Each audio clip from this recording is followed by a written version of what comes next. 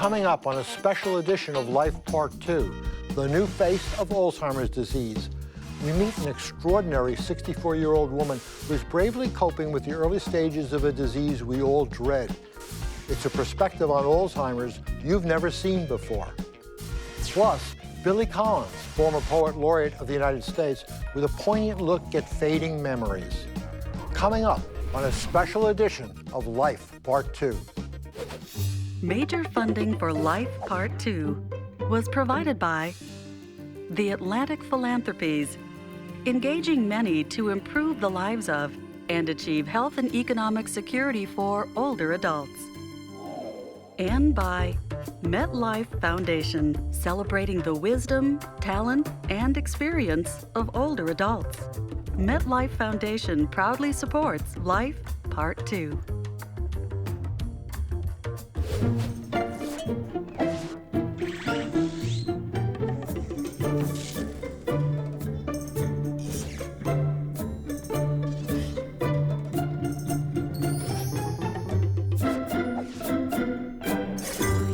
Welcome to a special edition of Life, Part 2. I'm Robert Lipsyte. Alzheimer's disease may well be first on the list of what we fear most about growing old. And today, as the diagnostic process improves, more people are becoming aware earlier that they have the disease. Marianne Becklenberg was 62 when she learned that she was in the early stage of Alzheimer's. She had to leave the job she loved as a clinical social worker in late-term hospice care.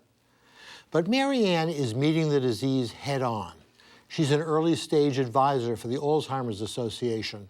Her attitude is a model for the 10 million boomers who will likely have the disease. We went to Indiana to see how this extraordinary woman, her family, and friends are coping.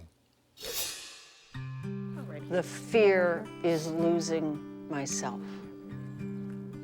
To know that you won't bring this self to the end stage of your life, that I won't be clear about what's happening to me. It's the ultimate loss. And I don't know if everybody could articulate that, but I think they know. It's a knowing thing. They think not that. Anything. I think that's how people feel. Anything but this disease. Marianne was proactive and said, I really need some professional help. She went and was given some tests, both mental and physical, with some MRIs and other things, and was given an evaluation that looked like it might be early onset of something.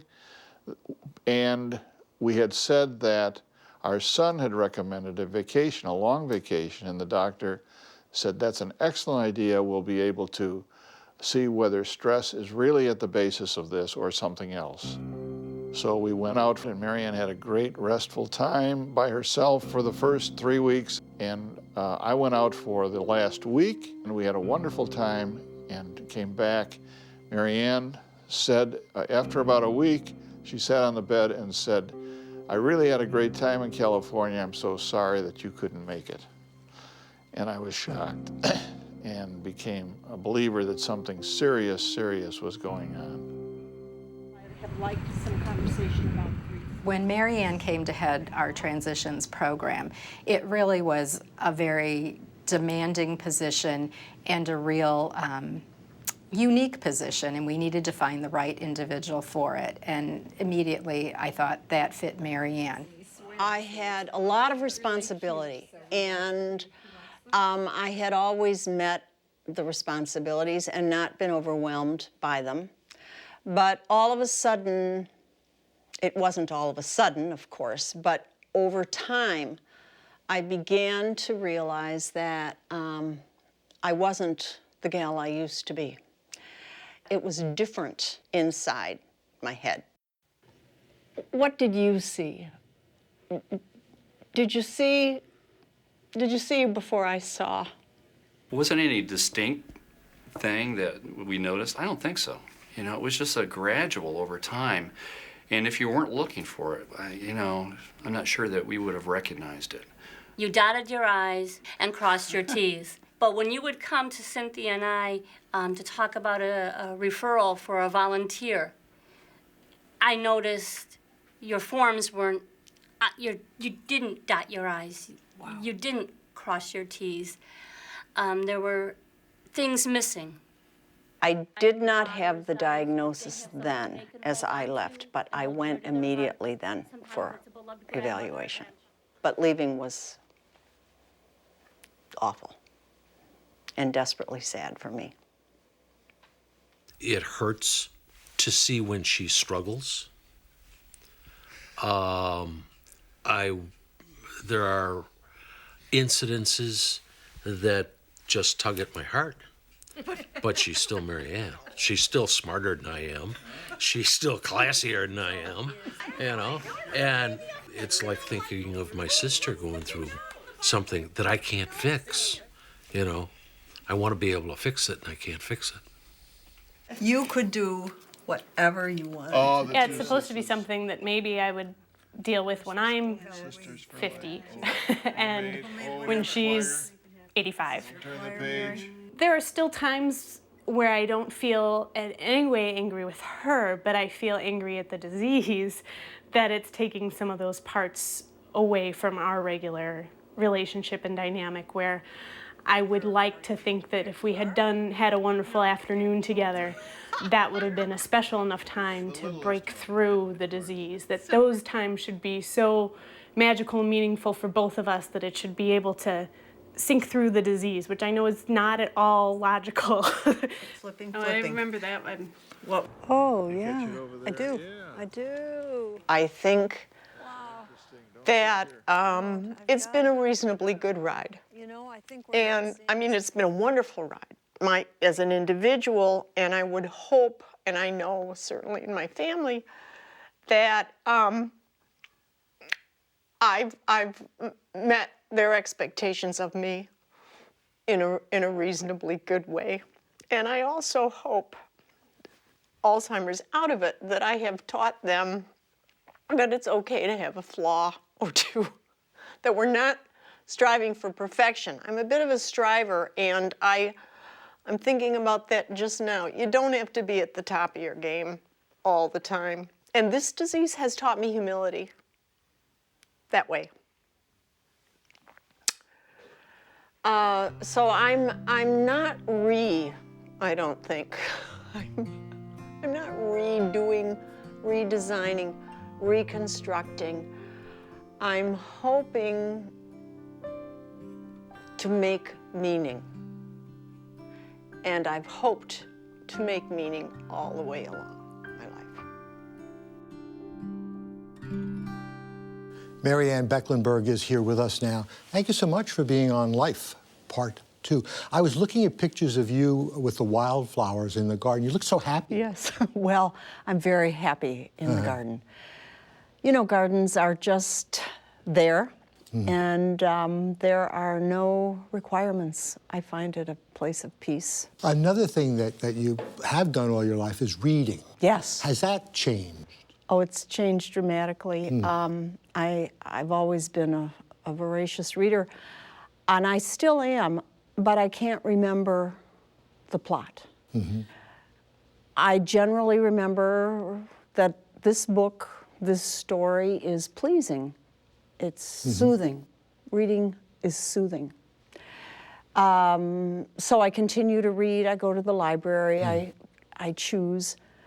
But I don't know whether it's the rhythm of the words. I suspect some of it is that is soothing. I was wondering, in your work at the hospice, had you dealt with Alzheimer's patients? Oh, very definitely. Yeah. Yes. Hospice work, as you know, addresses the needs of individuals and their families when it is the end, the end period of months. So I saw end-stage disease, and one of the sadnesses, because of course I can't remember, is whether I talked to those families, not only about the crisis of losing a loved one, but tell me, what was your mother like? Because that's the story we all need to tell about our lives. I hope that I did, and it's a sadness to me to not know whether I did. I mean, I can't believe that you didn't. I'm sure you did. I really like to think that I did. I'm sure that you did. You remember the first intimations that something was not quite right? Very definitely, I remember. It was in my work. How old were you at this point? Well, I am 60. You're 64 now. 4 now. So it was probably 62. Maybe 61. That's pretty early, I'm learning. But I had always worked at breakneck speed, lots of excitement. And I found that I couldn't do that anymore. Very simple things. I would be talking with someone on the telephone, hang up, no clue. Who was that? What did we talk about? The people in my workplace, my dear colleagues, were beginning to take care of me, saying, see you this afternoon at the meeting at 3, Mary Ann. I had no clue. I had missed meetings. And so they began to care for me. They in sensed that something way. before you did. I suspect they did. Yes. Yes, because we, in that setting, were all very qualified professionals, self-motivated, took care of ourselves, did what we needed to do. Well, as they picked up the slack, nobody grabbed you by the lapels and said, check this out. No, nobody did. But You were too in powerful a retrospect, person, huh? well, probably. Yeah. I would have said, what? I get that At feeling. that stage, Right, well, assertive might be the word. No one did. But then it became impossible for me to keep the ruse up. I felt, I've never said that, I felt that it was a ruse, that I was not what they were all seeing, that I wasn't authentic in meeting my responsibilities. It was pretty awful. Yeah, I can imagine. It was. So then at some point you did. I did. I simply resigned. And I knew... Did you resign before you had a diagnosis?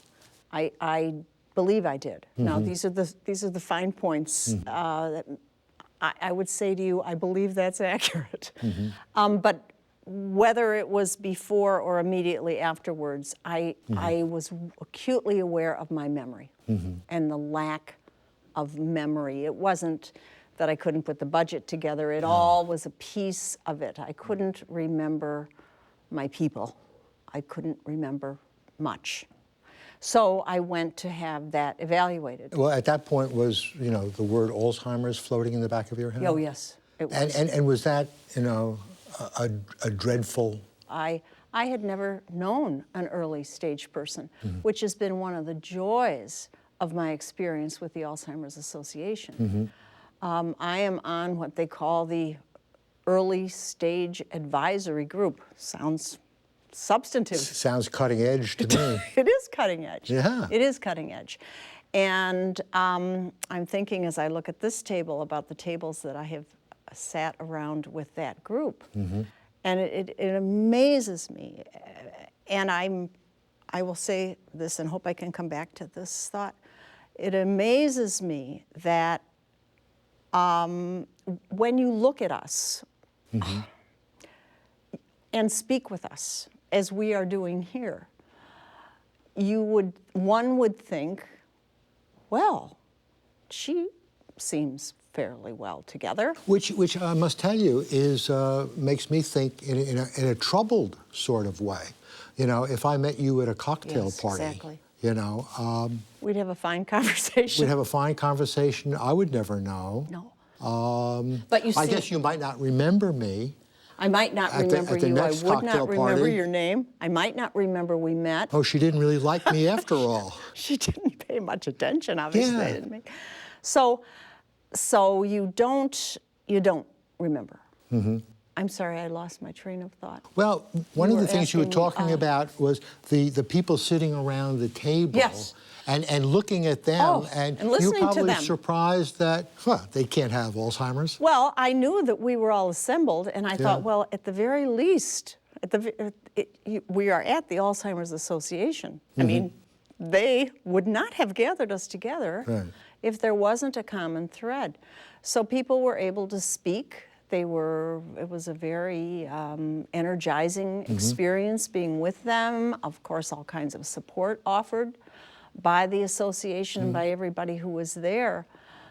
And it was quite something because it was joyful. I'm sorry. It was joyful because you knew that they knew. We didn't have to ask each other how it was that we were there.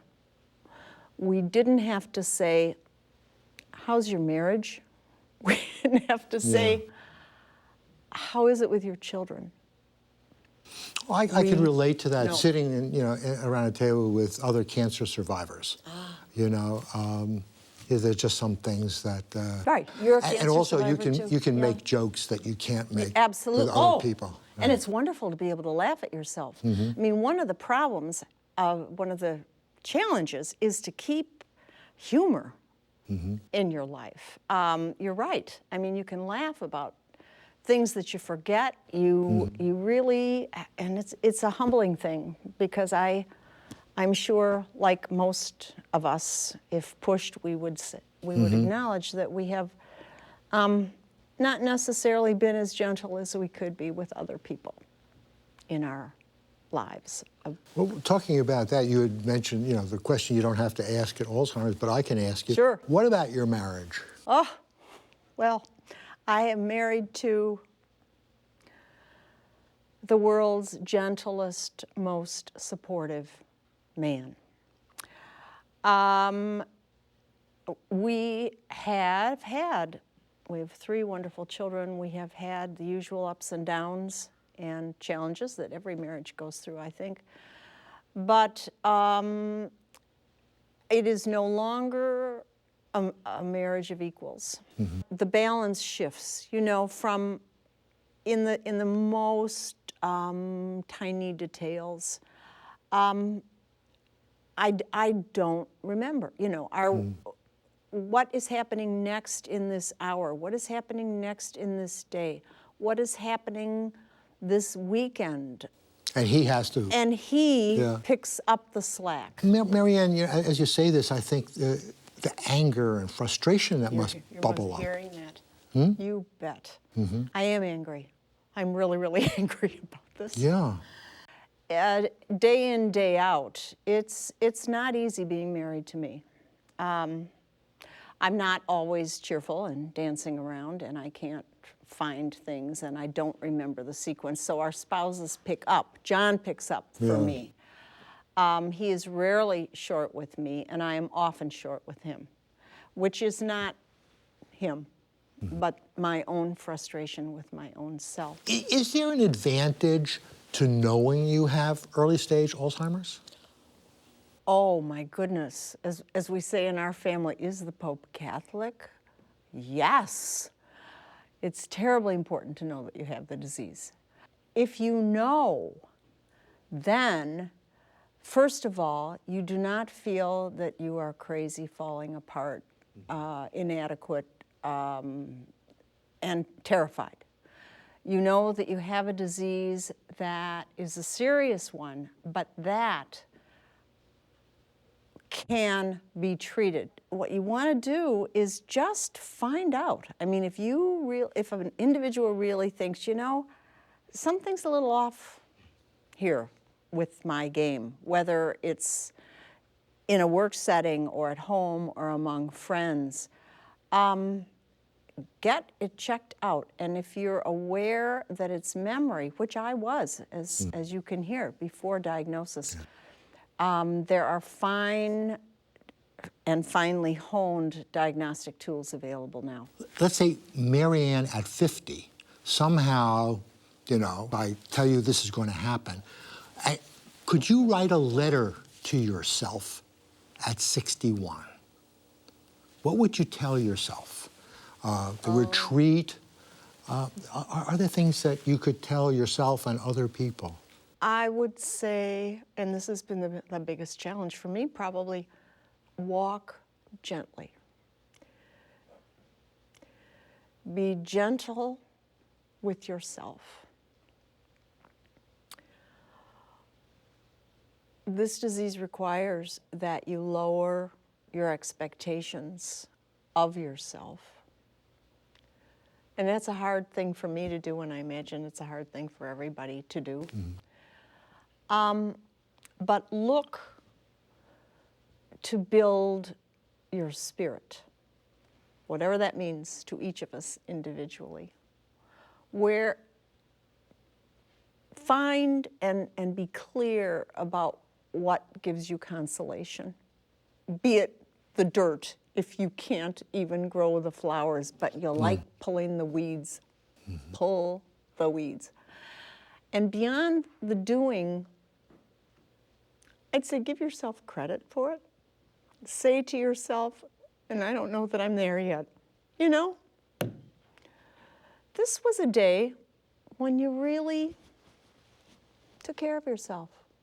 No one else would know it if they were following you around, but I would know. So I think that would be my recommendation as people enter probably midlife, but certainly, certainly that would hold people in good stead. When you're down, you know, when you're angry and frustrated, is there something that you can do for yourself, or some place you can go spiritually, physically? I go outside, whatever the weather, and I pray a lot. I believe in a loving God, and I believe in purpose for life. So I pray a lot, and that helps, just in kind of a, you know, come on, can we move on, I say to the good Lord. We've been in this place. Move on, show me the way, and teach me, Lord, to be gentle with myself.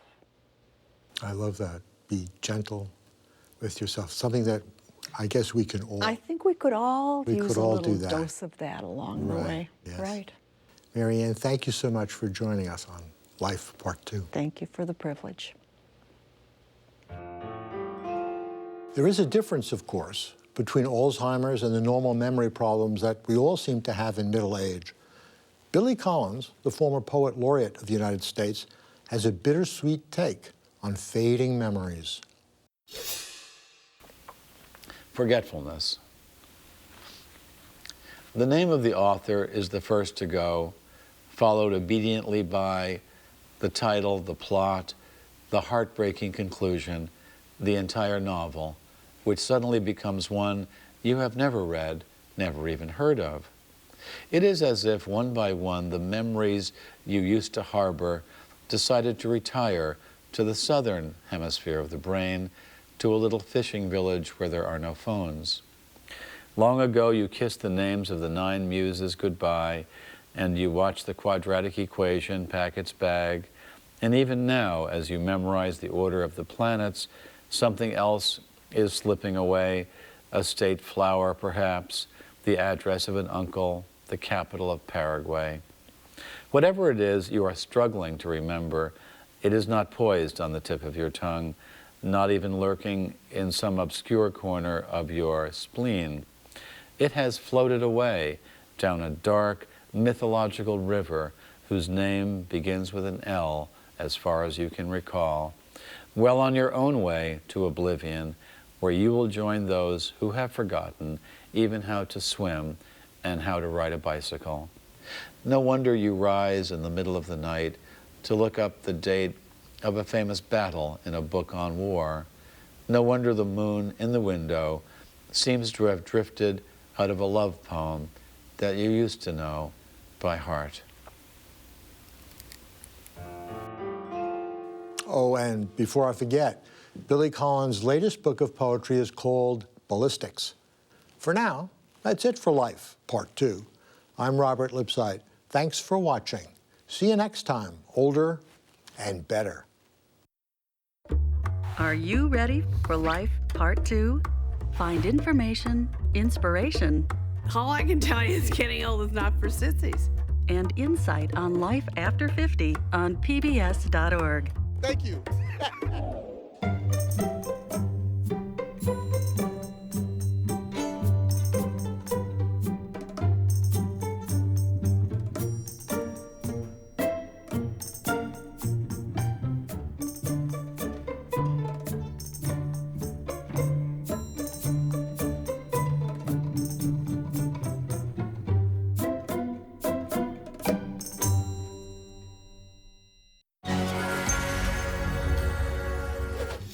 Major funding for Life Part 2 was provided by the Atlantic Philanthropies, engaging many to improve the lives of and achieve health and economic security for older adults.